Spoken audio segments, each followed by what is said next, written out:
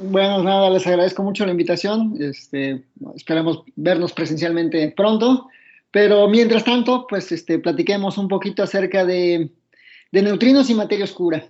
Y el objetivo de la plática es convencerlos de que esta va a ser, al menos durante este siglo, uno de los temas más importantes, ¿no? Entonces va a ser la física del futuro, será la física de los débiles, o mejor dicho, de los débilmente interactuantes. Y entonces la plática esencialmente tiene dos partes, ¿no? Una es platicar acerca del neutrino y de por qué es interesante estudiar el neutrino, sobre todo porque podemos aprender cosas del universo al estudiar sus propiedades y sus características. Entonces daremos un par de ejemplos de lo que podemos aprender. Y por otra parte, les hablaré acerca de la materia oscura y lo que sabemos. Y al revelar lo que sabemos, pues entonces revelaremos también lo que no sabemos de la materia oscura. Y bueno, trataremos de concluir un poco acerca de por qué son relevantes estos temas, ¿no? Entonces empezamos, ¿no? Como curiosos que somos, como seres humanos que somos, y aparecemos como entes conscientes, pues nos surgen naturalmente las preguntas eh, que a lo largo de la historia de la humanidad ha tratado el hombre de contestar, ¿no? Una es ¿de qué está hecho el universo? Y la otra es pues, tratar de indicar cuál es el origen y eventualmente cuál es el destino del universo. Entonces son dos preguntas que quisiéramos responder. Sorprendentemente, hay buenas respuestas actualmente para cuál es el contenido del universo y cuál es el origen y el destino del universo. Entonces, esencialmente esto lo dan dos modelos estándares. Uno es, si queremos responder la pregunta de cuál es el origen y el destino del universo, la respuesta la da el modelo cosmológico estándar.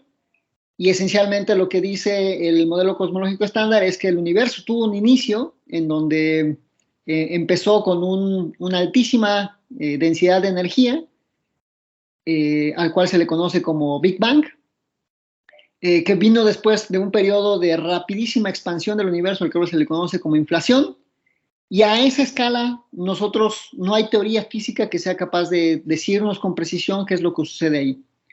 Pero 3 segundos después de que sucedió el Big Bang, el conocimiento que tenemos acerca del modelo de las partículas elementales y de la gravitación, dada por la teoría de la relatividad general, nos permiten tener una descripción completa desde los primeros 3 segundos del universo hasta donde estamos actualmente, ¿no? Y entonces hay una concordancia, digamos, de las observaciones con el modelo que predice dichas observaciones, y al cual se le conoce como modelo cosmológico estándar. En este modelo cosmológico estándar, el destino del universo es un destino bastante triste. El universo continuará expandiéndose indefinidamente y a medida que se vaya expandiendo lo va a hacer cada vez con mayor rapidez, de tal manera que quedaremos solos y desconectados del resto del universo y no habrá forma de comunicarnos con las demás galaxias. Entonces, si en algún momento queremos hacer contacto con otros seres de otras galaxias, pues es en esta época. Muy bien, entonces, eso es grosso modo lo que nos dice el modelo cosmológico estándar. Y por otra parte, acerca de qué está hecho el universo, teníamos un muy buen modelo en el cual, o tenemos un muy buen modelo en el cual tenemos componentes fundamentales que forman a la materia que podemos ver a través de la luz, la cual vamos a llamar la materia ordinaria, y esencialmente está condensada en esta pequeña tabla, que sería la nueva tabla periódica de los elementos, por así decirlo.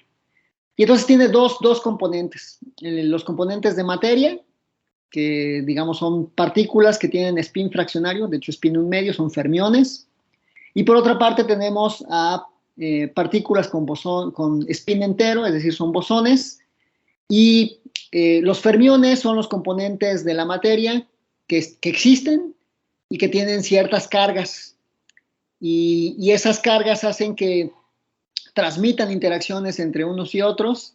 La forma en la que se transmiten las interacciones es a través de los bosones de norma, y entonces es un partido de tenis, esencialmente, ¿no? Entonces los quarks se mueven al ritmo con el cual se están aventando la pelotita, ya sean fotones, gluones o partículas Z o W. Cada uno de estos bosones de norma es el responsable de las 4 interacciones fundamentales. La electromagnética, entonces el fotón es el responsable de transmitir las interacciones electromagnéticas. El gluón es el responsable de transmitir las interacciones fuertes, es lo que nos ayuda a entender por qué los protones pueden estar tan pegaditos a pesar de tener la misma carga dentro del núcleo atómico sin que la carga eléctrica los repele entre sí. Es porque tienen una fuerza transmitida a través de los gluones que contrarresta la fuerza electromagnética y que hace que el núcleo sea estable. Pero también sabemos que hay núcleos inestables y la razón por la que existen núcleos inestables es porque existe otra interacción que hace que no les guste, que no le gusta ciertos estados.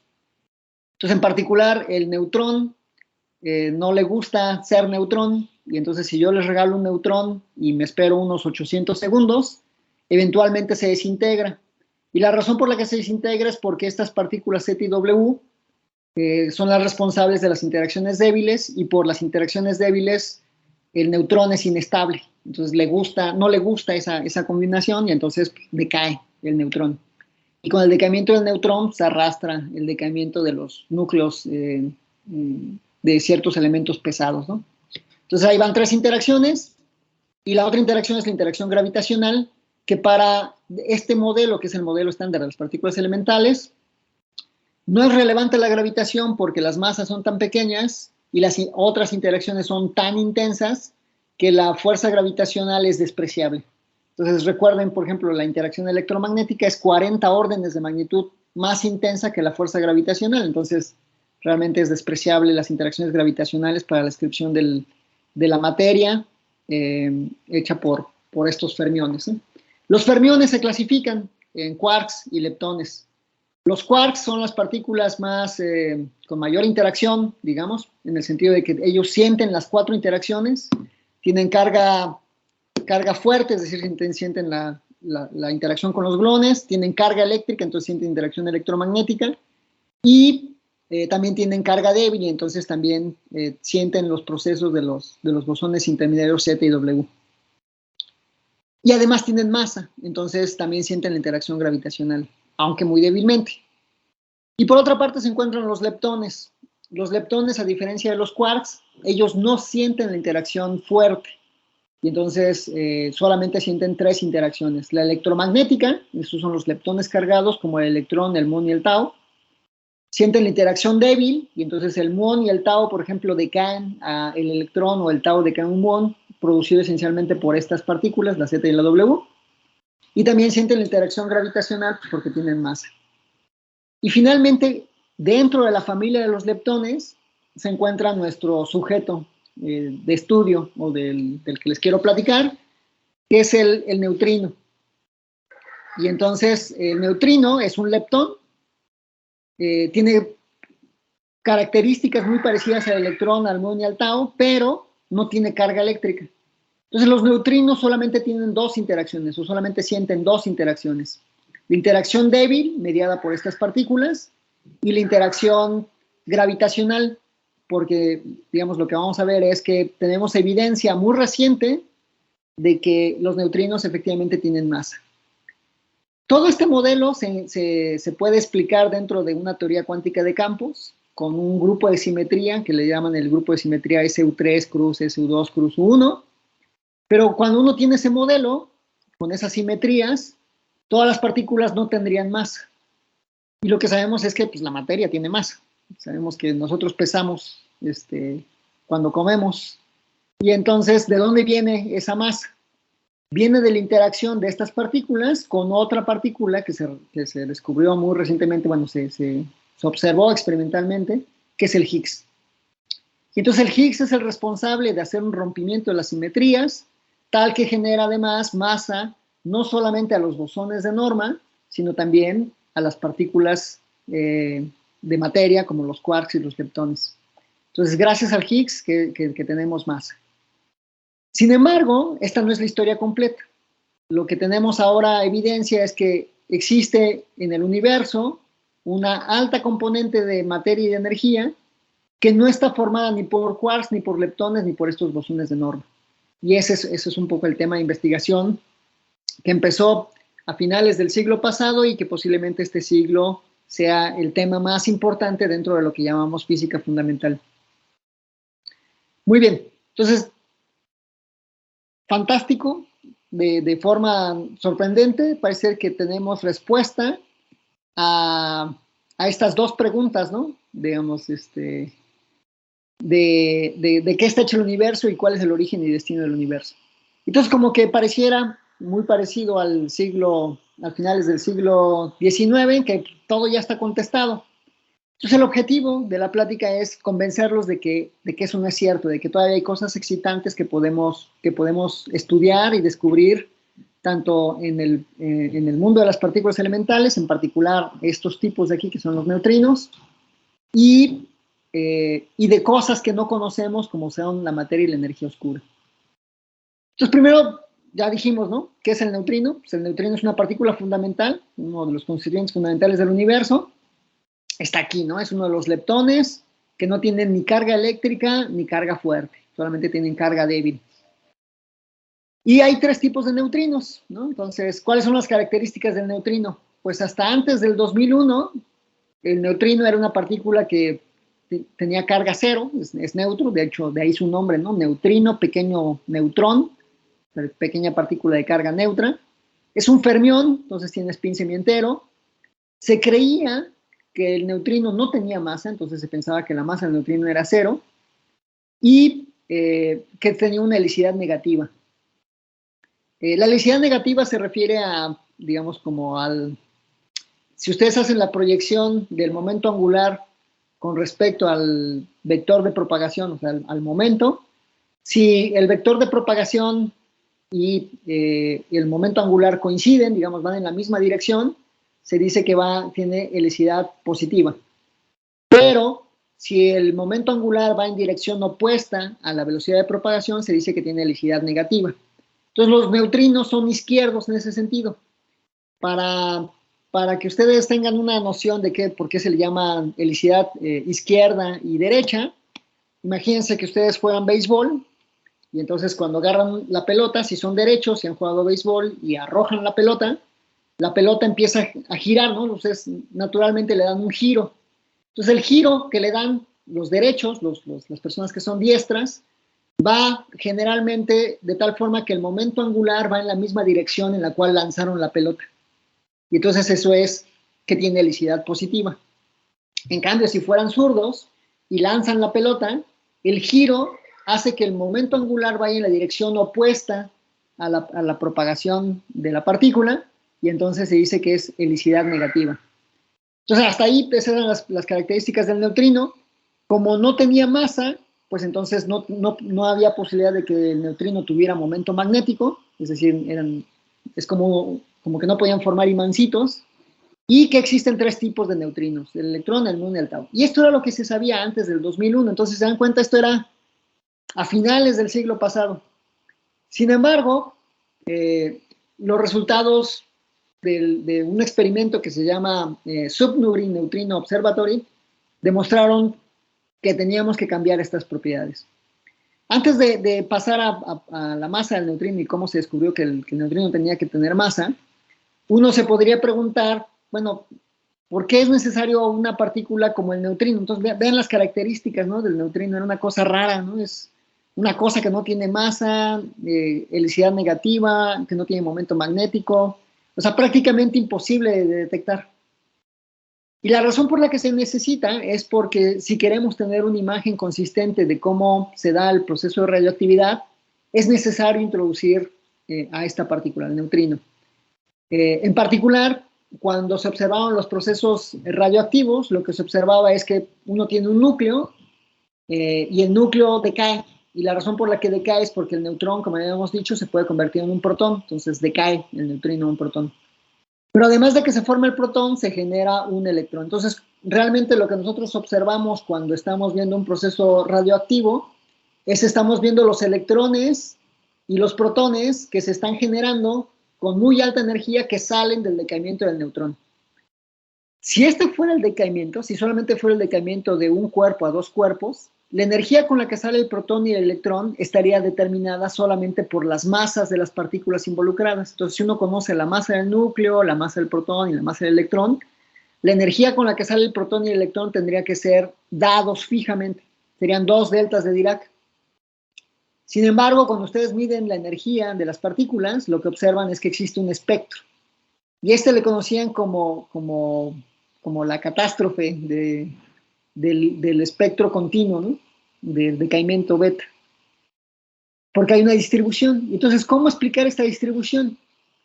Entonces, Pauli, en 1930, escribió una carta dirigida a unos participantes de un congreso en Zúrich, en 1930, y él no pudo ir. Entonces, este fue el telegrama que les envió a la gente que estaba participando en ese congreso. Esta es una traducción al inglés. Y esencialmente, pues él dice, ¿no? Aquí, queridos señores y señoras radioactivas, no puedo ir con ustedes, pero quisiera tratar de explicar cuál es el problema con el decaimiento beta y su espectro continuo. En lugar de atentar contra nuestra sagrada ley de la conservación de la energía, lo que voy a hacer, Pauli dijo, es inventar una partícula neutra, a la cual él quería llamar en esa época neutrón, que tuviera spin 1 medio, entonces satisface el principio de exclusión, y que fuera muy ligerita, ¿no? De hecho, del orden de 0.01 masas del protón. No puede ir porque él tenía que ir a una cena de gala, pues tenía que ir a un ball y que no pudiera entonces hacer congreso. Y ya, muy contento, pues con eso trataban de resolver este problema del espectro continuo. Sin embargo, Pauli, que aquí aparece, pues, se dio cuenta de que había hecho una cosa terrible, ¿no? En ese momento.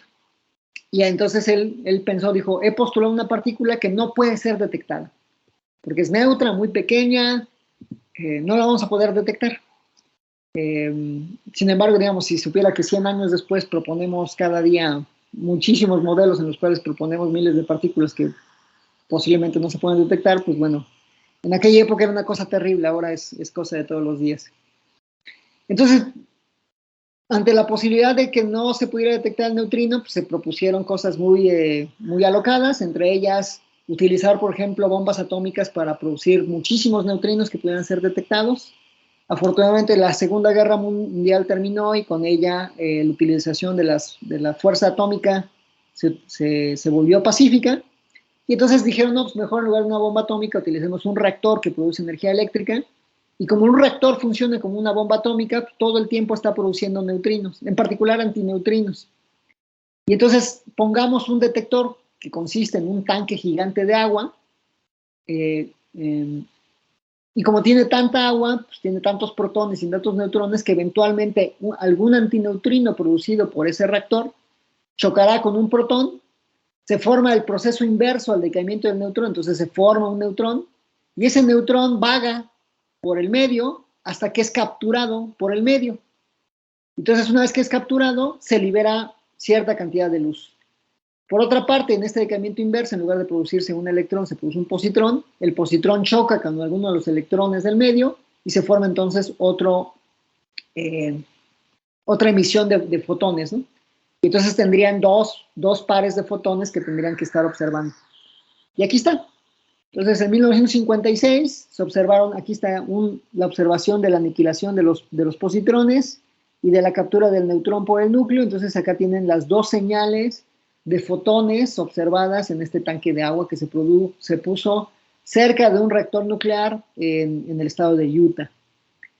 Entonces, se está observando justamente la captura de antineutrinos por protones para formar neutrones y la liberación de positrones que se observaba a través de una emisión de fotones, y la captura del neutrón también se observaba a través de una fotones. Esta foto, esencialmente lo que está diciendo es, ahí hay un neutrino, en particular un antineutrino, que produce esto. Entonces, efectivamente, ¿no? Para poder explicar la radiación se necesita postular que existe este neutrino. No solamente se postula, sino que se detecta. Y ahí está, ¿no? Entonces, ahí fue el nacimiento del neutrino. Una vez que uno entiende todas las reacciones nucleares, pues entonces uno puede aplicar el modelo de las interacciones débiles y del decaimiento del protón, y etcétera, para estudiar, por ejemplo, al Sol.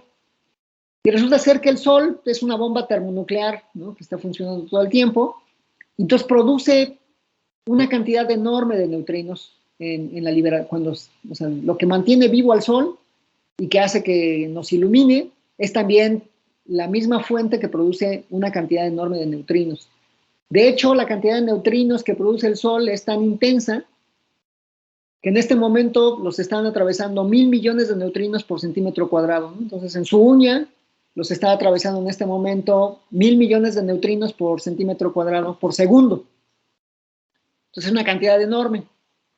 ¿Cómo es que no hace ningún efecto? Pues por la misma razón que habíamos dicho, que solamente tiene dos tipos de interacciones, la gravitacional, que es súper débil, y la débil, que es débil. Entonces, por eso tenemos tanto flujo de neutrinos sin que afecte la estructura de las moléculas o de la Tierra misma, ¿no? Entonces dijeron, bueno, si podemos observar los neutrinos de un reactor, deberíamos de poder observar los neutrinos producidos por el Sol. Y entonces John Bacall y Ray Davis se propusieron construir un tanque mucho más grande de agua para observar estos neutrinos solares. Y los observaron. El problema de la observación es que cuando los observan es la línea azul y lo que se esperaba teóricamente es esta línea amarilla. Y entonces el número de neutrinos detectado era cerca de 1/3 de los neutrinos observados. Y eso dio pie a lo que se conoció como el problema de los neutrinos solares. Uno puede proponer distintas soluciones. Las soluciones podrían ser, pues, los experimentales se equivocaron, hagamos otro experimento. Entonces, cada uno de estos son distintos experimentos que obtenían el mismo resultado. La predicción teórica, que es esta línea amarilla, no concordaba con la predicción, con la observación experimental. Y entonces, muchos experimentos. Entonces, evidentemente no era una cuestión experimental. Podría ser una cuestión del modelo solar, porque si yo necesito saber cuántos neutrinos produce el Sol para saber cuántos puedo detectar, necesito hacer un modelo solar. Y entonces John Bacall durante 40 años estuvo desarrollando distintos modelos solares para hacer una predicción precisa del flujo de neutrinos que deberían estarse produciendo en el Sol. Y él llegó a la conclusión de que la predicción era tan robusta que no era posible explicar esta discrepancia entre teoría y experimento. Y entonces la única solución era, pues, alguna de las propiedades del neutrino tenían que ser modificadas. Y efectivamente, lo que se propuso es muchas soluciones, entre ellas que el neutrino tuviera un momento magnético, que tuviera otras interacciones que no fueran ni la fuerte, ni la débil, ni la electromagnética, o incluir que los neutrinos pudieran ser partículas masivas. La evidencia, digamos, lo que sucede cuando los neutrinos tienen masa, es que se da un proceso que se conoce como oscilación de los neutrinos. La oscilación de los neutrinos se refiere a que si yo les doy igual un neutrino, digamos un neutrino del electrón, y este evoluciona en el tiempo, eventualmente se convierte en un neutrino del muón o un neutrino del tau. Entonces el neutrino está continuamente cambiando de identidad. Cambia de electrón a muón, de neutrino del electrón a neutrino del muón, y de neutrino del muón a neutrino del tau, todo el tiempo. Simplemente porque es un efecto mecánico cuántico. Eso se da porque los estados de masa son una combinación lineal de los estados de interacción. Entonces interactúa diferente, en una base diferente que a la masa que tienen. Entonces esto que están viendo aquí es precisamente una gráfica de cómo cambia la probabilidad de que el neutrino del electrón siga siendo neutrino del electrón con función de la energía del neutrino y de la diferencia de masas. Entonces, esta diferencia de masas es la diferencia de masas al cuadrado de los neutrinos. Entonces, esto, si los neutrinos tuvieran todos la misma masa, delta M sería 0, delta M cuadrada sería 0, y entonces no habría probabilidad de oscilación. Lo mismo si los neutrinos no tuvieran masa, delta M cuadrada sería 0, entonces no habría probabilidad de oscilación.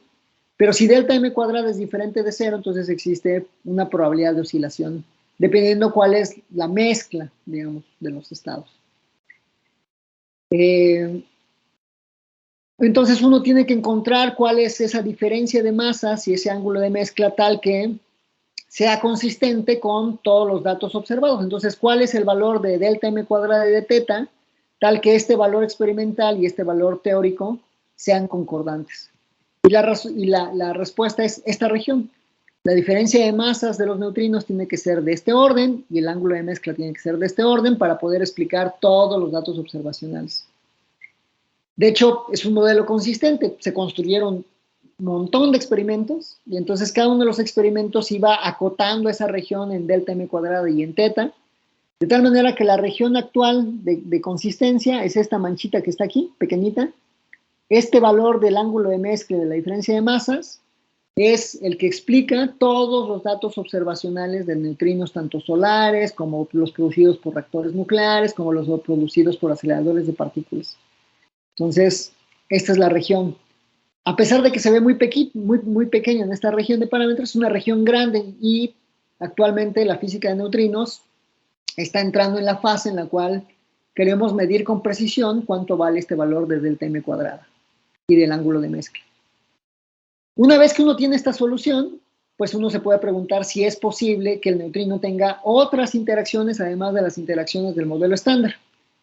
Y la respuesta es, pues sí, parece ser que debido a que tenemos una poca precisión en la determinación de las propiedades del neutrino, sí es posible que existan interacciones no estándares, ¿no? Entonces aquí nosotros hicimos un análisis en el cual puede haber una desviación o puede haber, digamos, otro tipo de interacciones permitidas por los datos observacionales que no están descartados. Entonces parte del trabajo futuro corresponderá en determinar si efectivamente el neutrino solo interactúa débilmente, gravitacionalmente, o si puede tener otras interacciones con otras partículas del modelo estándar. Hasta el momento la pregunta está abierta y entonces pues se está trabajando en esto, ¿no? Entonces, pues nada, esto lo que están viendo aquí es la foto de cómo se ve el Sol visto en neutrinos. Entonces tenemos un detector que es el detector de Super Kamiokande, que está detectando continuamente neutrinos, y así se ve pues, cuando apunta hacia el Sol, así se ve el Sol visto en neutrinos. Entonces simplemente tenemos ahora una nueva ventana de observación, ¿no? Si antes podíamos ver el universo en fotones, ahora también lo podemos ver en neutrinos. ¿Por qué es relevante, digamos, ampliar nuestra ventana de observación? Porque los neutrinos nos pueden dar información de las fuentes de donde son producidos. Y además los neutrinos están, como ya les dije, ¿no? En este momento hay 1.000 millones de neutrinos que lo están atravesando, pero no solamente esos neutrinos son producidos por el Sol. Entonces acá, digamos, este es el espectro de los neutrinos producidos por el Sol.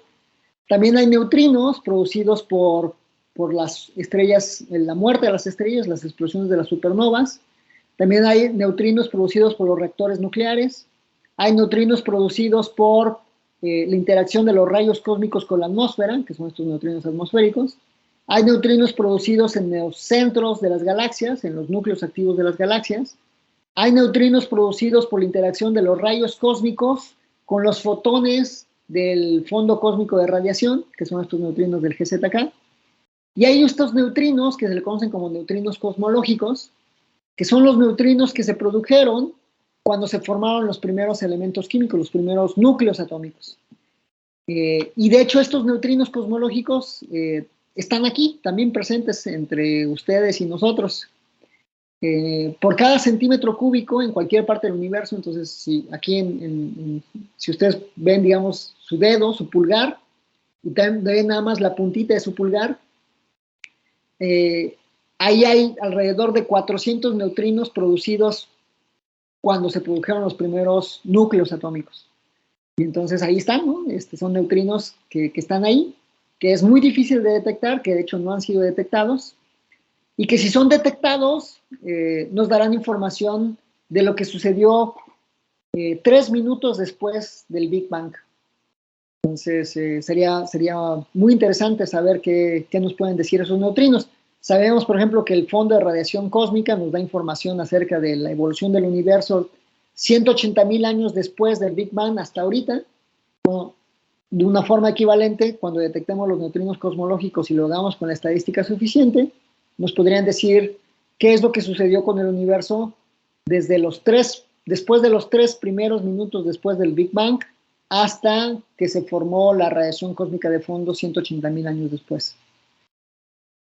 Si ustedes están interesados, bueno, si se les ocurre algo para detectar estos neutrinos, ojalá y lo puedan resolver, porque es un boleto directo a Estocolmo para recibir su premio Nobel. Entonces, la detección de estos neutrinos, sin duda, será un descubrimiento importante para la humanidad. Entonces, los neutrinos están en todas partes y están a todas las escalas de energías. Y como les decía, la relevancia de estudiar los neutrinos es que es el prototipo de lo que conocemos como una astropartícula. Una astropartícula, como su nombre lo dice, es una partícula que viene de una estrella, ¿no? Es una astropartícula. Astro, una estrella, y la partícula, pues, un componente de la materia. Entonces, una astropartícula, pues, por así decirlo, es un mensajero del universo.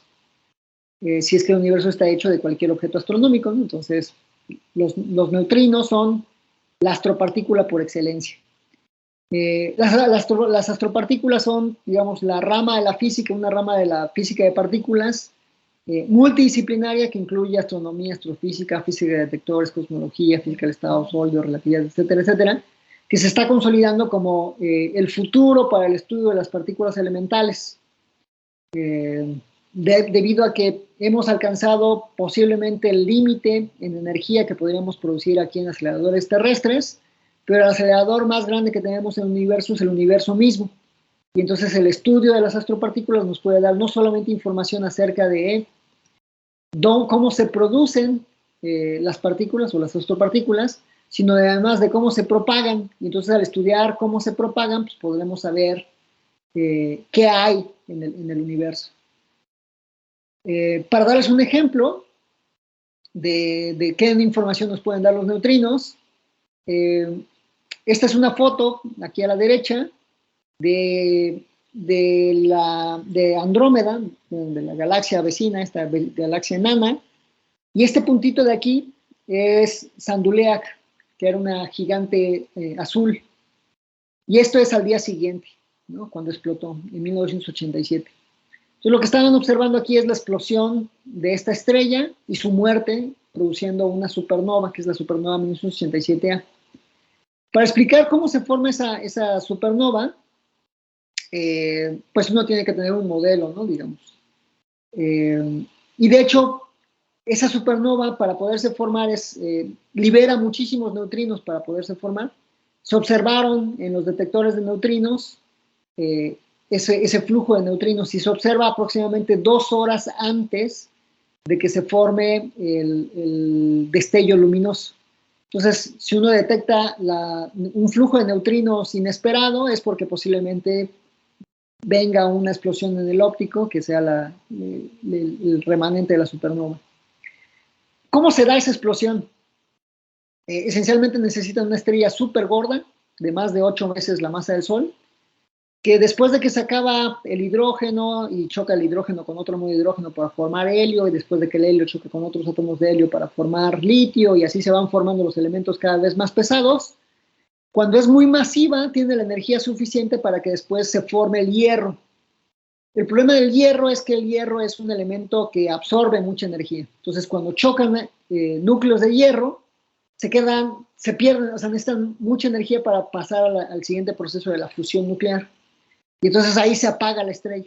Entonces imagínense que tienen una estrella de 8 veces la masa del Sol, de repente apagan el motor, y lo que sucede es que entonces viene el colapso gravitacional, la gravedad gana, ¿no? Pues apagaron toda la energía que hacía que estuviera en equilibrio hidrostático.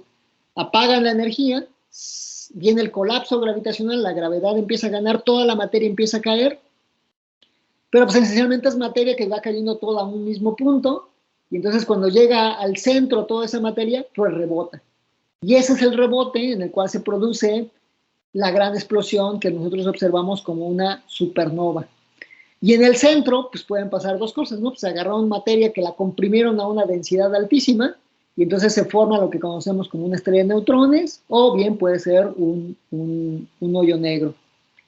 Para que ustedes puedan comprimir esta materia que va cayendo hacia el centro, imagínense que de pronto tienen acá los protones, ¿no? Viviendo muy contentos, y entonces hay tanta concentración de materia que el electrón y el protón de los núcleos, la gravedad hace que los que se aplasten tanto que casi agarran al electrón y se lo meten al protón, y entonces el protón y el electrón forman un neutrón. Pero para que forme un neutrón, se tiene que liberar neutrinos, y entonces el neutrino se lleva esa energía. Entonces, cuando se está comprimiendo la estrella, se libera un montón de neutrinos, como si estuvieran así oprimiendo una esponja, y para que la puedan oprimir, tienen que liberar el agua, ¿no? Pues así, imagínense, se está oprimiendo, pero en lugar de agua están saliendo neutrinos. Esos neutrinos son los que llegarían primero a nuestros detectores terrestres, sigue cayendo la materia, siguen saliendo neutrinos, choca la materia en el centro, rebota y se forma la supernova. Entonces, por eso primero se observan los neutrinos y después el flashazo del rebote gravitacional de esa materia que estuvo cayendo hacia el centro. Entonces, para poder entender esto, se necesitan los neutrinos, ¿no? Entonces, aquí, por ejemplo, este es un remanente de una explosión de una supernova, así se ven rayos X. Y lo que queda en el centro, este puntito de acá observado por Chandra, este puntito de acá sí es una observación, esa es la estrella de neutrones, este es por supuesto un dibujo de un artista, pero este puntito que están viendo ahí, esa es una estrella de neutrones que se va enfriando. ¿Cómo se enfría una estrella de neutrones? Para poderla enfriar necesitan que se liberen fotones, ¿no? Pues, libera calor. El problema de liberar los fotones es que es tan densa la estrella de neutrones que los fotones no pueden escapar. Entonces, lo único que se libera son neutrinos. Entonces, la única fuente eficiente para enfriar una estrella de neutrones es a través de la emisión de neutrinos. Y esa emisión de neutrinos, entonces, nos puede ir diciendo cómo se va enfriando la estrella. Entonces, uno tiene que poner todos los procesos dentro de la estrella de neutrones que hace que se vaya enfriando y calcular cómo se va enfriando la estrella, ¿no? Entonces, uno hace modelos de enfriamiento. Entonces, aquí están cómo se ve el enfriamiento de una estrella de neutrones.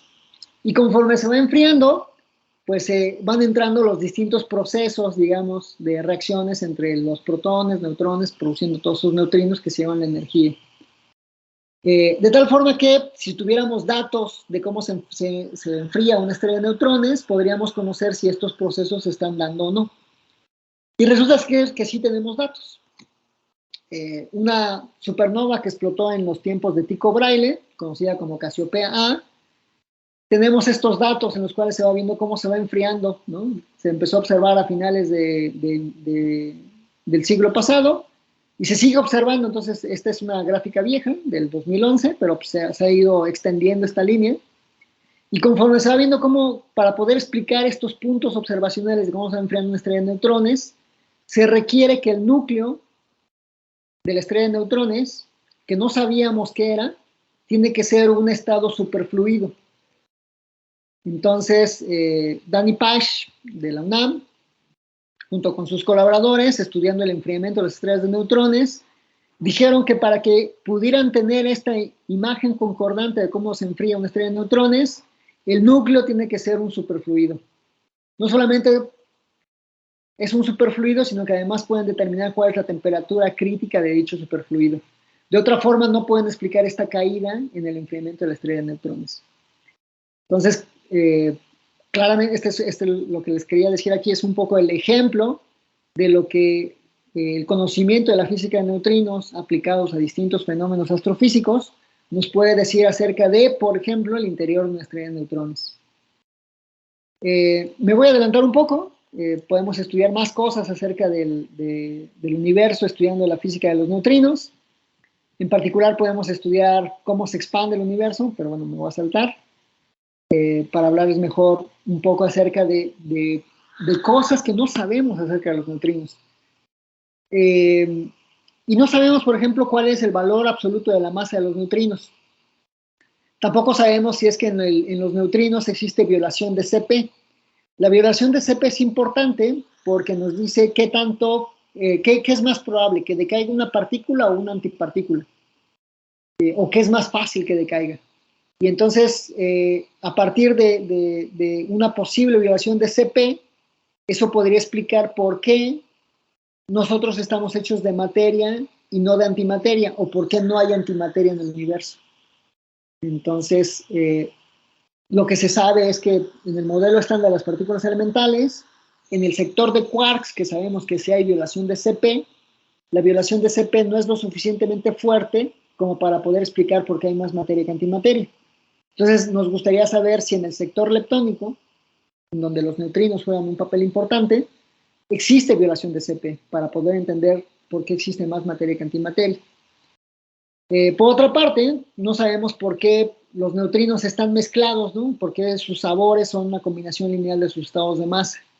Y si están mezclados, ¿por qué esa mezcla es diferente a la de los quarks? Entonces, tal vez al tratar de responder esta pregunta podamos entender por qué hay diferencias entre los quarks y los leptones y cómo se dan los rompimientos de las simetrías entre leptones y quarks. Tampoco sabemos si existen otros tipos de neutrinos, a los cuales llamamos neutrinos estériles. Y otra pregunta, que es una pregunta teórica, es ¿el neutrino podría ser bien descrito por un espinor de Dirac o por un espinor de Majorana? No tenemos evidencia entonces de si el neutrino es una partícula de Dirac de Majorana. Si es de Dirac, el neutrino es diferente a su antipartícula, pero si es de Majorana, el neutrino es igual a su antipartícula, salvo que cambia su helicidad, ¿no? Entonces son cosas que no sabemos del sector de neutrinos. Entonces no solamente, digamos, hay preguntas interesantes para fenómenos interesantes, sino que hay cosas que no sabemos. Eso es por parte de una de las partículas que son débilmente interactuantes, ¿no? Que son los neutrinos. Esos son los que interactúan con dos de las interacciones más débiles, ¿no? La gravitacional y la débil. Sin embargo, debido a las observaciones astrofísicas, lo que sabemos es que tiene que haber un alto componente del cual solamente sabemos que interactúa gravitacionalmente. Entonces, si existe la materia oscura, y parece que sí existe porque sabemos que tenemos estas observaciones astrofísicas, la materia oscura interactúa solo gravitacionalmente, y si interactúa débilmente como el neutrino, interactúa más débilmente que el neutrino. Entonces, la materia oscura es todavía de menor interacción, es más débilmente interactuante que el neutrino. Entonces, si hay cosas que no sabemos del neutrino, pues imagínense entonces el caso de la materia oscura. La materia oscura, normalmente dicen que uno cita a las personas pues, para darle validez a lo que uno está diciendo, y normalmente citamos a Bertrand Russell, a Schrödinger, a Fermi. Bueno, quizás ya es momento de empezar a citar también a nuestros colegas, ¿no? Entonces, por ejemplo, Darío Núñez, que es un colega del UNAM, él le gusta decir que la materia oscura y la energía oscura en realidad son predicciones de la relatividad general. Ahorita vamos a explicar un poco más acerca de por qué dice eso. Y entonces dice, bueno, lo que pasa es que para que yo pueda decir que es una predicción, tengo que tener una señal experimental, ¿no? Digamos, es como, yo espero esto experimentalmente y observo esto otro. Entonces, para poder tener una concordancia, tengo que proponer que existe algo, ¿no? Entonces, pues en ese sentido, si yo creo que la relatividad general y el modelo estándar de las partículas elementales son correctos, necesito que exista la materia y la energía oscura. Entonces, es una predicción en ese sentido. Y Luis Ureña, un colega de aquí de la división de la Universidad de Guanajuato, él dice que todos los experimentos solo pueden hacerse si es que existe un fondo teórico. O sea, no podemos hacer un experimento si no tenemos un fondo teórico. Porque en realidad es como si dijéramos, yo quiero buscar una aguja en un pajar, pero para saber que está la aguja en el pajar, necesito saber cómo es la aguja. Entonces necesito el fondo teórico, ¿no? Necesito saber cómo es para buscarlo. Entonces no puedo desarrollar un experimento si no tengo esta imagen, este fondo teórico. Entonces el modelo, digamos, el fondo teórico es lo que habíamos dicho, ¿no? El modelo cosmológico estándar, que explicaba este inicio y posible destino del universo. Y lo que sucede es que 180.000 años después del Big Bang, se produce un fondo de fotones que conocemos como el fondo cósmico de radiación, el CMB, y podemos observar este CMB. Este CMB tiene una distribución de cuerpo negro, como la mayoría de los objetos astrofísicos tienen una distribución de cuerpo negro, y entonces conocemos cuál es el espectro inicial. Este cuerpo, estos fotones se propagan a través de todo el universo, y conforme se propagan en el universo, pues entonces van capturando información del universo. A orden cero tiene la distribución de un cuerpo negro. Entonces aquí estos puntitos que están observando son esos fotones que se produjeron en la última superficie de dispersión hace 180,000 años después del Big Bang. Entonces aquí están viendo esa distribución de cuerpo negro y unas pequeñas fluctuaciones alrededor del cuerpo negro. Esas fluctuaciones alrededor de la distribución de cuerpo negro se debe a que hay estrellas, a que se calientan esos fotones o a que se enfrían, dependiendo de dónde hay más materia y menos materia. De tal manera que si uno hace una teoría de perturbaciones para estudiar estas fluctuaciones, lo que uno tendría que estar observando es la distribución de materia en el resto del universo que hizo que tuviera estas desviaciones con respecto al cuerpo negro. Por supuesto, para poder observar estas desviaciones necesito detectores de muy alta precisión. Entonces, en lugar de tener detectores de este estilo, pues entonces construyen detectores como un radiómetro diferencial que ponen en un satélite. Entonces el satélite lo ponen a dar vueltas alrededor de la Tierra y efectivamente empieza a detectar fotones que vienen en esta dirección. Entonces este radiómetro tiene dos antenitas. Entonces recibe fotones que vienen en esta dirección y fotones que vienen en esta dirección. Y entonces los fotones que vienen en esta dirección y en esta otra dirección puede comparar su diferencia de temperaturas, de tal manera que podemos hacer un mapeo de las diferencias de temperaturas de fotones que vienen de distintas direcciones del universo. Entonces es lo que hizo COBE, un satélite mandado en los 90s, y no solamente detectó el espectro de los neutrinos, de los fotones, sino que también detectó variaciones o fluctuaciones alrededor de la radiación de cuerpo negro. Por supuesto, pueden hacer detectores más precisos, y entonces en el 2014, 2015 se lanzó este nuevo satélite con detectores más refinados, que se conoce como Planck, y entonces uno puede tener estos mapas, ¿no?, que miden precisamente las diferencias de temperaturas de dos puntos diferentes que vienen del universo. Entonces lo que están viendo aquí en este mapita son diferencias de temperaturas de 10 a la menos 5 grados Kelvin. Entonces la diferencia entre un puntito que está aquí y un puntito que está aquí son de 10 a la menos 5 grados Kelvin.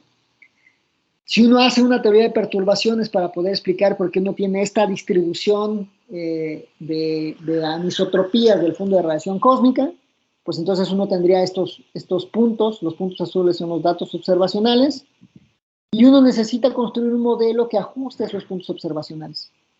Ese modelo de ajuste de puntos observacionales se construye a través de la teoría de perturbaciones en relatividad general de un modelo cosmológico que tiene solamente un contenido de materia con una ecuación de estado P igual a 0. Y entonces, como podrán ver, cuando uno introduce esa materia oscura, uno tiene un ajuste entre datos y teoría, pues prácticamente perfecto, ¿no? Bueno, aquí están, ¿no? Son la línea roja es el ajuste teórico, y los puntos azules son los datos observacionales. Para tener este ajuste, entonces tuvieron que introducir este componente de materia oscura. La materia oscura se definirá entonces como un fluido que tiene ecuación de estado P igual a 0, es decir, no tiene colisiones, y entonces lo que se observa es que la cantidad de materia oscura tiene que ser 0.14 por este valor de h cuadrado, ¿no? Si nosotros, debido a que conocemos cuál es la cantidad de estrellas y de polvo que hay en el universo, la cantidad de omega B, es decir, la cantidad de materia visible es 0.024. Entonces aquí ya se pueden dar cuenta, ¿no? Tenemos que incluir, para tener esta imagen concordante del universo, un componente de materia que no interactúa más que gravitacionalmente, que es mucho más grande que el valor de la materia bariónica. Entonces, ¿qué sabemos? Que para tener una imagen concordante con la relatividad general y el modelo estándar de las partículas elementales, tiene que haber materia oscura, que es mucho mayor que la cantidad de materia bariónica. Entonces, tiene que haber materia oscura, y cuánta materia oscura hay. Se dan cuenta, ya están en la escala de precisión en la cual están a partir de la cuarta cifra significativa, la barra de error, ¿no? Entonces ya hay una concordancia de que sí tiene que existir materia oscura. Por supuesto existen otras evidencias de materia oscura, como las velocidades de rotación de las galaxias o las velocidades de dispersión de las galaxias. Es decir, aquí lo que están observando es la línea azul, es la curva de rotación predicha para una galaxia elíptica, de hecho es la Vía Láctea, si no hubiera materia oscura. Y cuando ponen materia oscura, pues vean que el ajuste mejora notablemente. Lo mismo sucede con las velocidades de dispersión de las galaxias enanas. Uno tiene que introducir materia oscura para que uno tenga una buena concurrencia entre los datos y la teoría. Entonces tiene que haber materia oscura. Por otra parte, esa materia oscura interactúa muy débilmente no solamente con el modelo estándar, sino consigo misma. Y la razón es, esto de aquí es lo que se conoce como el bullet cluster, el cúmulo bala. Un cúmulo es esencialmente una colección de cientos de galaxias. Entonces aquí lo que están viendo es dos bolas gigantescas de galaxias que están chocando entre sí. Y entonces las curvas verdes son las isocurvas de masa, digamos, entonces aquí es donde se concentra la mayor cantidad de masa en estos puntitos de acá. Y esto es el gas de las galaxias que ha chocado. Entonces lo que se puede observar es que efectivamente una galaxia, bueno, un cúmulo atravesó a otro cúmulo, pero la materia bariónica, que es la que está emitiendo esta luz, se quedó frenada con respecto a el centro gravitacional de los cúmulos. Entonces lo que nos imaginamos ahora es que las galaxias están rodeadas de un halo de materia oscura, entonces la galaxia vive en medio del halo de materia oscura. Entonces cuando chocan dos galaxias, chocan los halos de materia oscura, pero como la materia oscura interactúa muy débilmente, pues se atraviesa esencialmente una con respecto a la otra, y el gas de las galaxias, ese sí choca, porque es materia común y corriente, y entonces esa se queda como que dispersada, ¿no? Realmente sí choca. Para poder explicar que efectivamente la materia bariónica se quedó atrapada y la materia oscura se atravesó como si nada, la sección eficaz de la materia oscura consigo mismo tiene que ser más pequeña que este valor, ¿no? Entonces la materia oscura interactúa muy débilmente incluso consigo. Entonces, ¿qué sabemos? Que tiene que existir materia oscura, cuánta materia oscura tiene que existir en el universo y que su autointeracción tiene que ser muy pequeña. Existen más y cada día, conforme vamos hablando, conforme van pasando las horas ahorita, se va acumulando cada vez mayor evidencia de que tiene que existir materia oscura, por ejemplo, al observar lo que se conoce como las oscilaciones bariónicas acústicas, o la emisión de rayos gamma en el centro de las galaxias, o lentes gravitacionales tanto débiles como fuertes, y entonces la evidencia de la existencia de materia oscura es abrumadora. El problema es que no sabemos qué es.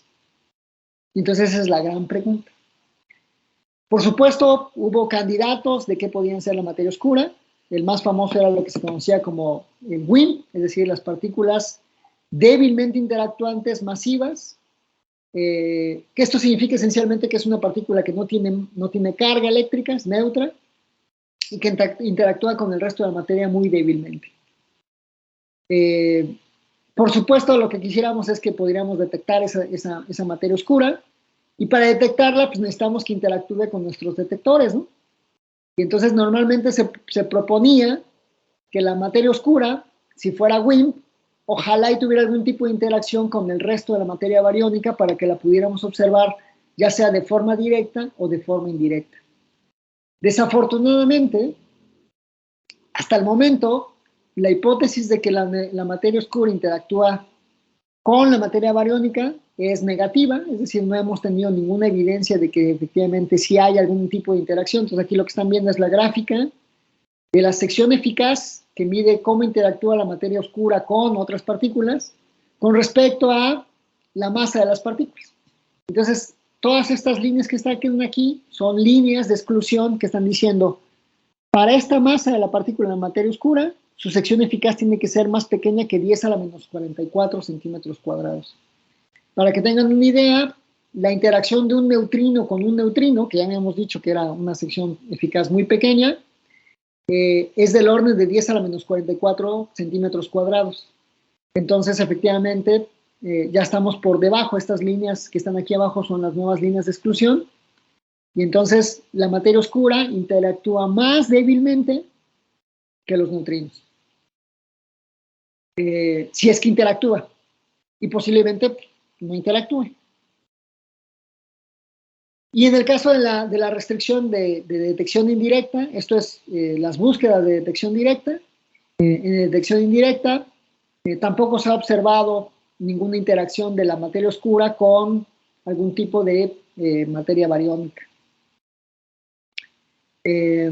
Por supuesto, este es un tema de discusión, entonces hay algunos autores que dicen que sí, que no hay ninguna señal. Hay otros que dicen, bueno, hay una pequeña región en la cual podría ser que sí hay una sección eficaz suficiente que pueda hacer explicar ciertos fenómenos y no otros, pero ese es un tema abierto. La verdad es que no sabemos, más bien no pareciera evidente que la materia oscura pueda interactuar con la materia bariónica. Y entonces eso nos lleva a una posibilidad. ¿Qué tal si la materia oscura solo interactúa gravitacionalmente? Y entonces el esquema suena como muy natural, ¿no? Porque entonces tendríamos partículas que interactúan con las 4 interacciones fundamentales, partículas que interactúan con 3 interacciones fundamentales, partículas que interactúan con 2 interacciones fundamentales que son los neutrinos, y podríamos tener a la materia oscura, que es una cosa que solo interactúa gravitacionalmente. El problema de este esquema de que si la materia oscura interactúa solo gravitacionalmente, es que no podremos construir un detector lo suficientemente grande en la Tierra como para detectarla directamente, y en caso de que sea solo interacción gravitacional, eso simplifica de alguna forma el problema, porque entonces solamente nos determinaría saber cuál es la masa y el spin de la materia oscura, y verificar que efectivamente no interactúa con la materia ordinaria. Entonces me voy a saltar un poquito esta parte de acá, porque ya se nos fue un poco el tiempo. El esquema es el siguiente, ¿no? Entonces, sabemos que existe la materia oscura. ¿Cuánta materia oscura tiene que haber en el universo? Tenemos muchísimas evidencias observacionales a nivel astrofísico de que debe de existir, pero el gran problema es que nuestros detectores terrestres no han sido capaces de observar ningún efecto de la materia oscura sobre la materia bariónica, además de los fenómenos de rotación, lentes gravitacionales y a nivel cosmológico. Entonces aquí en particular lo que estamos viendo es la misma gráfica de exclusión, ¿no? Digamos de que habíamos dicho que la sección eficaz tiene que ser más pequeña que esta línea, si la masa de la materia oscura está por aquí. Y aparece esta línea cafecita, que se le conoce como el piso de neutrinos, el neutrino floor. Y el neutrino floor les había dicho que en este momento ustedes los están atravesando 1.000 millones de neutrinos por centímetro cuadrado, y que estamos inmersos en este mar de neutrinos. Entonces, si esos neutrinos están, y están ahí porque vivimos inmersos en este mar de neutrinos, pues entonces cuando yo coloco un detector muy sensible, eventualmente va a detectar a esos neutrinos, y la señal de neutrinos va a ser tan grande que va a opacar la posible señal de la interacción de la materia oscura con la materia ordinaria. Eso es el neutrino floor. Entonces serían esos neutrinos, esos eventos de neutrinos, que me estarían diciendo, hasta aquí ya no puedes medir porque hay mucho ruido. Pero recuerden que la señal de una observación nueva actualmente será el ruido del pasado. Y entonces el ruido después se convierte en señal. Porque si nosotros observamos este piso de neutrinos, estaríamos observando justamente esos neutrinos producidos en el interior del Sol o por los neutrinos atmosféricos, es decir, tendríamos una complementariedad. Entonces no detectamos la materia oscura, pero llegamos a otro punto en el cual podemos seguir estudiando las propiedades de los neutrinos. Entonces, es más bien una ventaja de oportunidad, ¿no?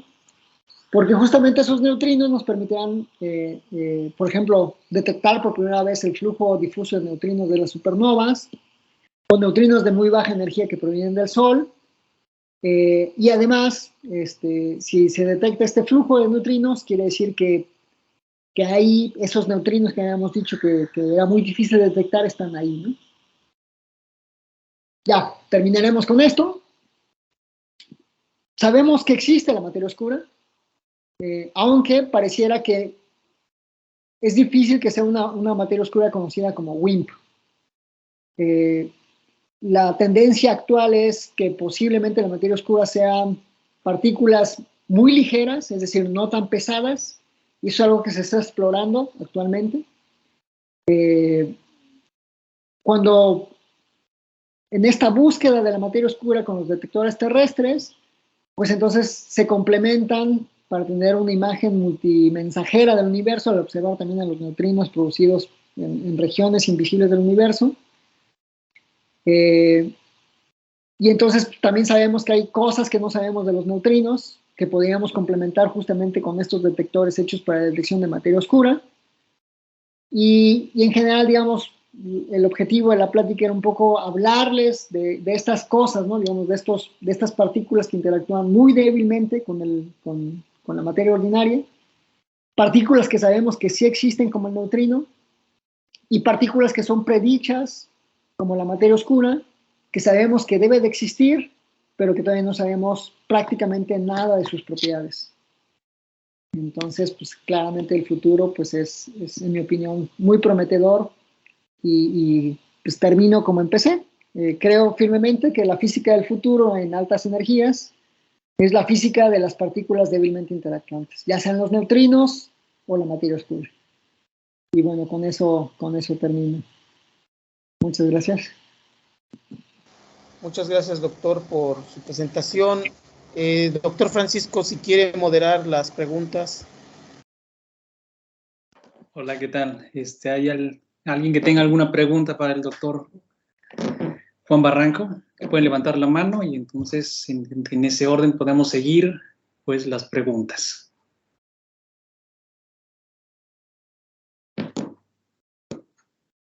Bueno, mientras se deciden, yo tengo un par de preguntas, mientras se deciden a hacer alguna pregunta.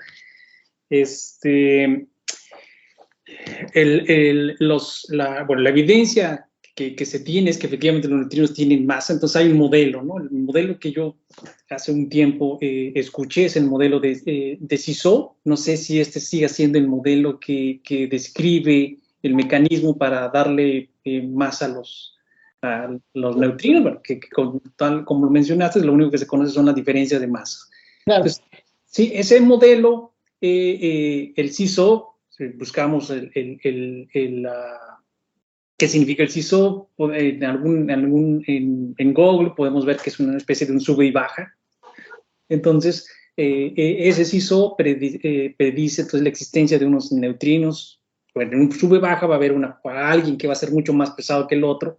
Entonces, tendríamos unos neutrinos con ese mecanismo muy ligeros, que serían los neutrinos de nuestro modelo estándar, que detectamos que detectan ustedes con los experimentos, y hay el otro neutrino muy pesado, ¿sí? Esos neutrinos muy pesados realmente existen esos neutrinos, se han detectado esa parte del modelo de CISO. No, no, de hecho, el problema, claro, es un problema profundo, ¿no? El que mencionas. Y tiene que ver con nuestra tabla fundamental, ¿no? Con esta, ¿no? El Higgs, como habíamos dicho, le da masa a los fermiones. El problema es lo que se conoce como el problema de la jerarquía. Entonces, el quark top, este de aquí, es un tipo bien gordo. Este pesa 180 gigaelectronvolts. Para tener una idea, esencialmente pesa como un átomo de plutonio y más, ¿no? 180 gigaelectronvolts. El electrón, por ejemplo, pesa 0.511 MEPS, o sea, medio MEP. Entonces, entre 180 gigaelectronvolts y el electrón, y digamos, entre 180 por 10 a la 9 y 0.5 por 10 a la 6, pues hay 1000 órdenes de magnitud, ¿no? Entonces, acá hay una diferencia enorme de masas. Okay. Y el neutrino del electrón, sus cotas andan alrededor de 1 electronvolt. Entonces, entre el neutrino y el top existen 10 a la 10 órdenes de magnitud en la escala de masas. Y entonces dirías, ¿cómo una misma partícula, una única partícula, que es el Higgs, puede gustarle tanto el top como para que le dé una masa 1000 millones de veces más grande que el neutrino del electrón? Entonces, ese es el problema de la jerarquía. ¿Por qué a uno le... de hecho, no es el problema de la jerarquía fuerte, es el débil, ¿no? Que le llaman. Y entonces, eso es un problema porque la forma en la que el Higgs le da masa a estas partículas es a través del acoplamiento de Yukawa. O sea, es decir, existe un valor, una constante lambda, que al top le da 10 a la 9 y al electrón le da 1. Entonces hay 10 a la menos 9 órdenes de magnitudes entre esos acoplamientos de Yukawa. ¿Por qué el acoplamiento del Yukawa con el neutrino y el electrón es tan pequeño comparado con el top? Es un ajuste fino. Entonces ahí hay algo raro, hay algo que no cuadra bien. Porque los ajustes finos, pues si voy a ajustar finamente, pues ya puedo proponer lo que se me dé la gana. Entonces, la gente ha dicho, debe haber un mecanismo más natural para darle masa a los neutrinos. ¿Por qué los neutrinos son tan ligeros comparados con los quarks pesados? Y entonces, efectivamente, como dices, uno de los mecanismos es el mecanismo del SISO, que necesita que haya neutrinos bien gordotes, que no hemos detectado, y neutrinos bien ligeritos, bueno, de las escalas del top, pero que cuando uno calcula la masa efectiva, la que realmente sí puedo medir, me da las masas tan pequeñitas como esta. Pero es un modelo. Y entonces, entonces, en resumen, no sabemos cuál es el mecanismo correcto por el cual la masa de los neutrinos es tan pequeña. Podría ser una respuesta tan trivial como que simplemente el acoplamiento de Yukawa tiene esos valores y te conformas con eso. O puede ser que haya una razón más profunda, ¿no? Digamos, puede ser que haya un mecanismo más fundamental que me explique por qué las masas son diferentes. Pero claramente ese problema de por qué los neutrinos son tan ligeros es un problema que está presente en todo el módulo estándar. ¿Por qué el Higgs le da esos valores a las masas de los quarks y esos valores tan diferentes a los leptones? O lo que es todavía peor, ¿por qué el Higgs le da una masa al electrón, otro al muón y otro al tau si tienen las mismas cargas? ¿No? Entonces, el problema de por qué los neutrinos son tan ligeros es un problema que está presente en todo el modelo estándar y que posiblemente nos esté dando información de que hay algo más fundamental. Entonces, nada más para espantarte un poco, Francisco. O sea, a mí hay algo que todavía me preocupa más. El mecanismo de Higgs nos dice cómo se genera la masa inercial. Entonces, digamos, la masa del quark top es la que le da el Higgs. Y esa es la masa inercial. ¿Por qué la masa inercial es igual a la masa gravitacional si la gravitación no tiene nada que ver con el modelo estándar? Tiene que ver con algo profundo en la forma en la que se genera la masa de las partículas. Entonces, ¿por qué el Higgs les da esas masas? ¿Y por qué las masas coinciden con la masa gravitacional? Es una gran pregunta, ¿no? Entonces, esa sigue siendo, digamos, dentro de la lista de preguntas interesantes que tenemos es el problema de la masa. ¿Por qué tenemos masas tan distintas? ¿Por qué por qué tenemos acoplamientos de Yukawa tan diferentes? Y ¿por qué tenemos 3 familias? Y no más, etcétera, etcétera, ¿no? Ok, muy bien. Antes de que pase con Jonathan, otra pregunta rápida. Sí. Cuando estudiamos física de partículas, revisamos el tema de helicidad y sabemos que, por ejemplo, la helicidad no es un invariante de Lorentz si estamos hablando de la helicidad de los electrones. Claro. Cuando hablamos de los neutrinos en el modelo estándar, cuando asumíamos que no tenían masa, eso sí era un invariante. Entonces, ahora que ya sabemos que tienen masa, ¿qué pasa con esa helicidad? Sí, porque esta helicidad nos ayudaba a establecer que hay neutrinos izquierdos y derechos y que la interacción débil era a través de neutrinos izquierdos. Entonces, ¿qué sucede con este número cuántico? Ahora que ya hay... Exacto, entonces tienes toda la razón. Entonces, el número cuántico apropiado debería ser la quiralidad. Quiralidad. Exacto. Okay. Y la helicidad es una cantidad que puede cambiar. Entonces, un neutrino de electrón izquierdo, si lo metes en un campo magnético a lo largo de la evolución espacial, etcétera, etcétera, puedes cambiar la helicidad. Entonces, la helicidad puede cambiar. Efectivamente, no es un invariante, puede cambiar. Y entonces, más bien, ahora sí tienes que desacoplar la quiralidad como el número cuántico que sí se conserva y la helicidad puede cambiar. Ok, muy bien, gracias. Bueno, gracias. Vamos a escuchar a Jonathan. Hola, muy buenas tardes. ¿Me Hola. escuchan? Sí, perfecto. Hola, doctor. Pues muy buena presentación, me gustó mucho. Yo le quería preguntar algo. Usted mencionó que pues aún no se sabe pues la naturaleza de lo que es en esencia la materia oscura, pero yo tengo entendido que hay diferentes modelos. En esos que mencionó, los del WIMP, y por ejemplo yo en mi maestría trabajé con el doctor Tonatiuh Matos en modelos de campos escalares. Entonces, incluso se llegó a, creo, si no mal recuerdo, hay incluso modelos que pretenden poner a los neutrinos como un candidato a materia oscura, o no, o sí, ¿verdad? Creo que sí. Se propuso originalmente, pero ya que cuentas cuántos neutrinos hay y cuál es la masa, no te alcanza. Entonces Ah, necesitas algo más. sí, a eso va mi pregunta. Pues recientemente, pues más o menos, ¿cuál sería el modelo que más se acerca a los datos, o cuál sería la predicción más acertada entre toda la cantidad de modelos que hay? Entonces, para hacerle comercial a Tonatiuh, yo soy fan del modelo de campo escalar. Tonatiuh lo propuso en el 2000 y durante 15 años esencialmente pasó, era una cosa curiosa, ¿no? Es como, se comporta como materia oscura, pero pues es una partícula ultraligera, etcétera, etcétera, etcétera. Sí. Pero después, justamente por esto de que, digamos, una de las cosas bonitas de los WIMPs, del WIMP, era lo que se conocía como el milagro WIMP.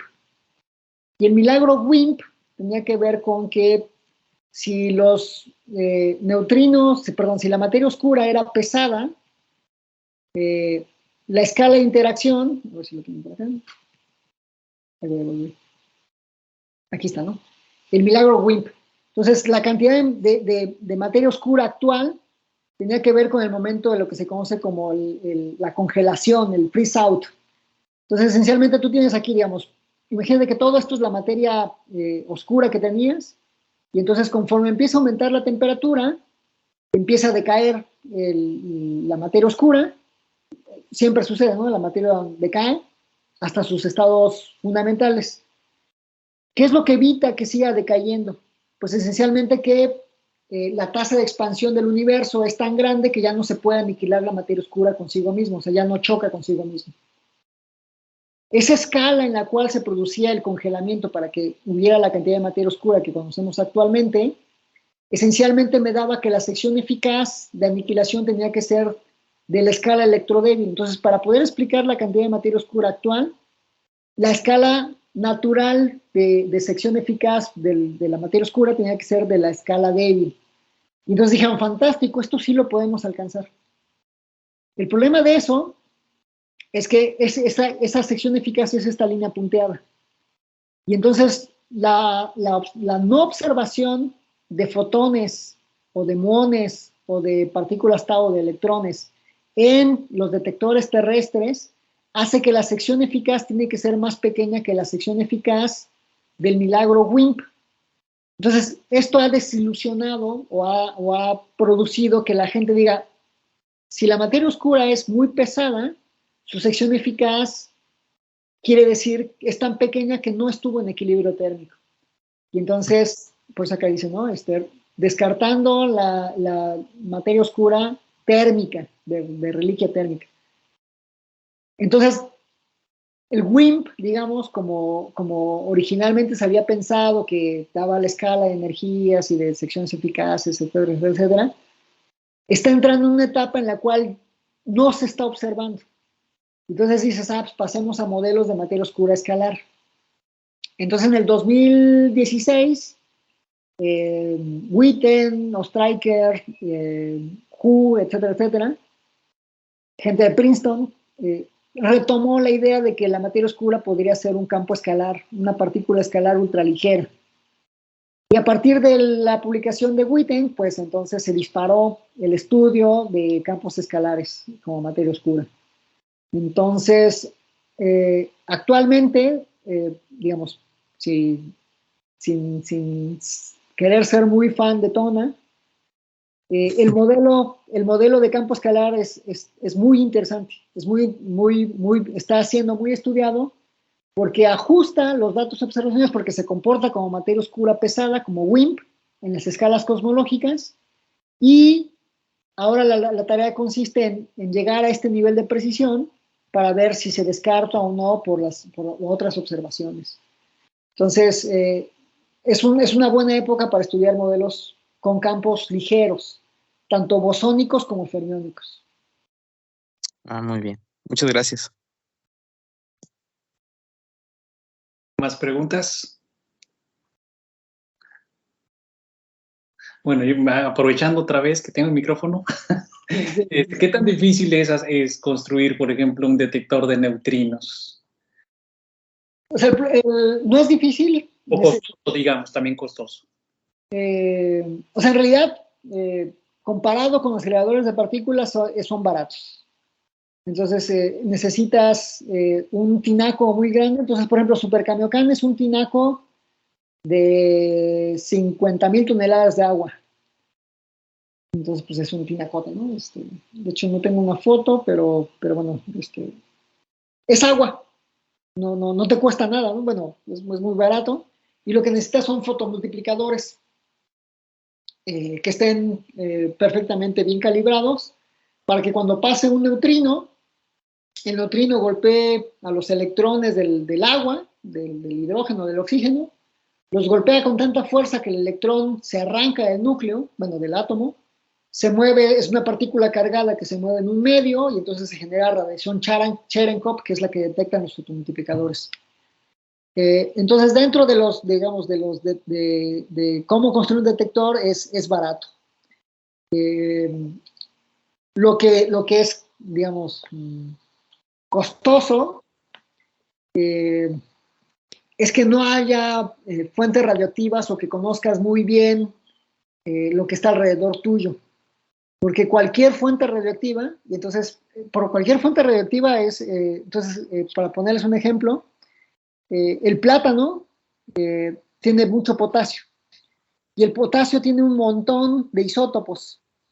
Entonces, una persona que esté cerca del detector de neutrinos tiene muchos decaimientos, y esos decaimientos pues produce señales en el detector. Entonces hay mucho ruido. Entonces el manejo del ruido es lo costoso. Y por eso construyen estos detectores debajo de montañas o en viejas minas. Entonces el detector que confirmó las oscilaciones de neutrinos es el Submarine Neutrino Observatory, y esencialmente lo construyeron en una mina que se encuentra a 1.2 kilómetros de profundidad, ¿no? Entonces bajan 1.2 kilómetros y ahí abajo hay un hoyote gigantesco donde pusieron uno de estos tinacos gigantescos. Es un cuarto limpio, para que no entren con polvo, pues porque el polvo también tiene isótopos, etcétera, etcétera, etcétera. Entonces, lo que es costoso es quitar todo el background, ¿no? Entonces, tiene que ser un cuarto limpio. Entonces, imagínate, es un cuarto limpio de cientos de metros cúbicos, ¿no? Entonces, pues, necesita aire acondicionado, o sea, eso es lo costoso.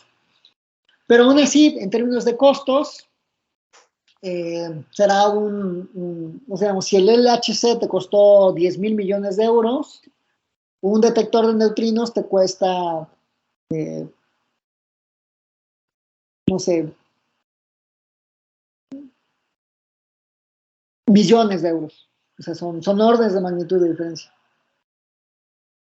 Entonces, es barato, no barato para México, ¿no? Pero barato en términos globales. ¿Y hay aquí en México algunos laboratorios de detectores de neutrinos o de materia oscura? No, hubo propuestas, digamos, lo más exitoso hasta ahorita es lo que está construyendo Eric Vázquez Jauregui, del UNAM, sí, que se conoce como Lab Chico. Entonces, efectivamente, se fueron a una mina en Pachuca, ya hay un hueco, digamos, ahí en la mina que ya no utilizan, y él ahí está actualizando, digamos, está como tratando de construir toda esta infraestructura para tener no un detector de materia oscura que sea competitivo con los otros detectores de materia oscura que hay en el mundo, pero sí al menos como un laboratorio de prueba Entonces ahí puedes llevar como tu equipo para ver si está funcionando bien, calibrarlo y cosas por el estilo. Y ya cuando quieres hacer las mediciones en serio, pues ya te lo llevarás a uno de estos cuartos limpios de Canadá o de Estados Unidos. Okay. Es lo más cercano que tenemos. Muy bien. Bueno, ¿alguien más tiene alguna pregunta?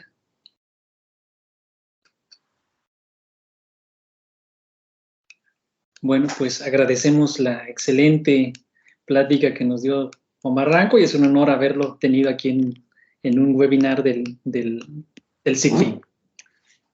No, pues muchas gracias. Muchas gracias a ustedes. Y pues nada, cualquier cosa, me pueden mandar un mensajito. Claro que sí. Y pues nada. Ok, muy bien. Bueno, para otra conferencia, a lo mejor hay una semana de la física, no sé si se pusieron en contacto contigo, alumnos, también hay otro evento en semana de la física, entonces, creo que Argelia va a dar una charla, ¿no? Argelia, sí, de hecho me dijo que va, pero bueno, ya será, no, me da mucho gusto, ojalá y podamos ir, hay una manita levantada. Vamos a escuchar a Wendy. Buenas tardes, doctor. La verdad me pareció muy interesante la presentación. Solamente le quería pedir si nos pudiera compartir su correo electrónico o una forma de contacto para poder aclarar algunas dudas en algún futuro. Sí, claro. Entonces, déjame ver si tengo el chat. No tengo chat. Ok, no, pero se los pongo aquí. Entonces,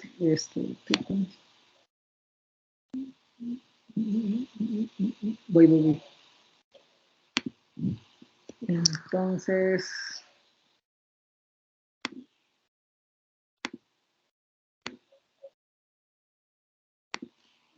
ahora les comparto el...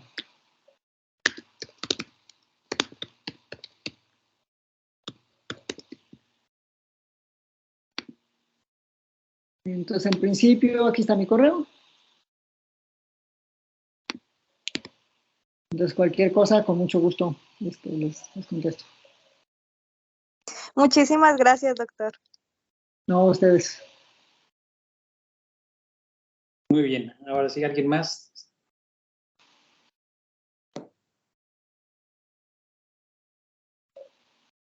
Bueno, parece que no. Bueno, muy bien. Nuevamente agradecemos al doctor Juan Barranco. Gracias, Vicente. Gracias, Gracias. Y pues nada, cualquier cosa estamos en contacto. Cuídense mucho. Igualmente. Saludo. Saludo a toda la cuídense mucho. Bye. Bye. Hasta luego. Gracias. Adiós.